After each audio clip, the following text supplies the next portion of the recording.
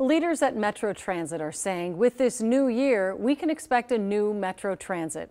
After increased crime and plummeting ridership, they spent last year implementing more than 40 safety action items with a new police chief leading the department. Well, tonight, what's working and the candid interview the chief gave our Jennifer Hoff about the very personal reason driving him to succeed. Metro Transit is a mainstay across Minneapolis with a storied history that really made headlines during the pandemic.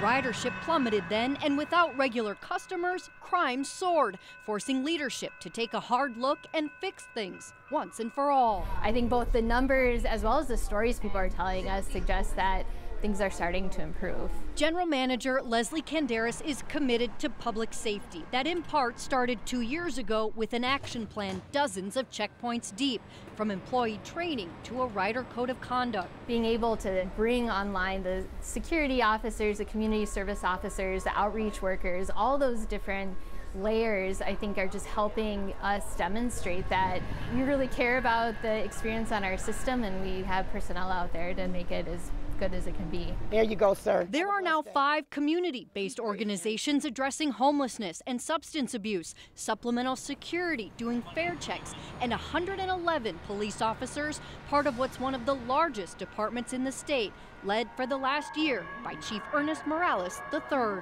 We have a massive footprint, but if we don't effectively communicate our ability to police in this state, no one realizes how much we have to offer. A New York officer for 3 decades and professional boxer. He just launched a new recruitment effort to fill the some 70 spots, though, still open, including a pathway program to put people with no experience on track to get a job and earn college credits at no cost. What we tell all our police officers is we want 3 things. I want you to police professionally, respectfully, and empathetically.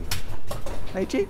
How you doing? Good. Me riding the line, that's not something unique to today. That's something that I do on a regular basis. I think that that's where my successes come from, leading from the front, not expecting anyone to do something I'm not willing to do myself. How important has he been in that role, and how big of a role does he play in making some of these improvements really stick? It has certainly demonstrated he feels ownership over it. Certainly, both at Metro Transit and in our community, he's making a difference. In fact, Metro Transit data shows crime dropped 33% last year, due in part to what Morales also calls proactive enforcement. We eliminate everything else, and people that we don't want to deal with on a normal basis start avoiding the system. Perhaps, though, beyond policing, what drives Morales to make change is more personal. I grew up poor in a single family home on welfare. It was a drug-addicted home. And I knew early on that I wanted to break that cycle. Getting to those root causes that run in the family, and caught up with Morales when his brother died from a drug overdose. It hurts because I felt that I should have been there. And I realized that there's nothing I could do because he made his own decisions, but I wish I could have done more. And if I can make it out of that, then I know everyone here who's suffering, they have the opportunity to do so. I just have to show them the pathway forward.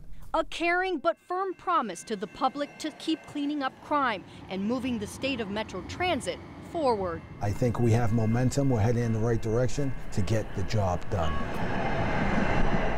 Certainly want to thank the chief for being so candid too. And another move that the chief is making is changing the police academy from 8 weeks to 5. Not eliminating those 3 weeks, rather putting a cadet right in the field and not in the classroom, with a training officer, of course, to try to speed up this process.